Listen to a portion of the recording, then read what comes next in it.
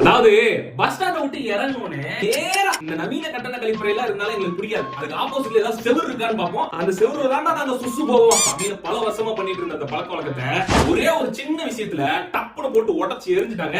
என்ன விஷயம்னா, Arappalayam bus stand வந்து ஒரு மெயினான பஸ் ஸ்டாண்ட்.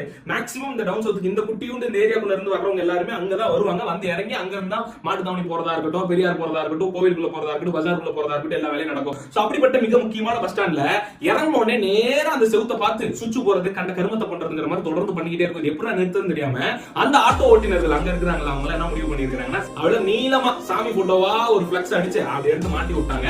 இப்ப அந்த செவுரு வந்து ரொம்ப டிசிப்ளினா நீட்டா இருக்கு. ஆனா அதுக்கு பக்கத்துல இருக்க செவுரு பாத்தீங்கன்னா அதை நாசம் பண்ணி வச்சிருக்காங்கன்னு வைங்களேன். ஒரு மாநகராட்சி அந்த செவுரு ஃபுல்லா ஒரு சாமி போட்டோ வரைஞ்சு வைக்கிறது, இந்த மாதிரி ஏதாவது பண்ணா நல்லா இருக்கும்னு தோணுது. அதெல்லாம் தாண்டி நம்ம கொஞ்சம் யோசிக்கணும். பக்கத்துல தான் பாத்ரூம் இருக்கு, அங்க போலாமே, இப்படி போலாமா அப்படின்னு நம்ம தான் யோசிக்கணும். கொஞ்சம் நம்மளும் மாத்திக்கணும். இதை பத்தின கருத்து இருந்தா கீழே கமெண்ட் பண்ணுங்க. இந்த வீடியோ உங்க ஃப்ரெண்ட்ஸ் எல்லாத்துக்கும் ஷேர் பண்ணுங்க.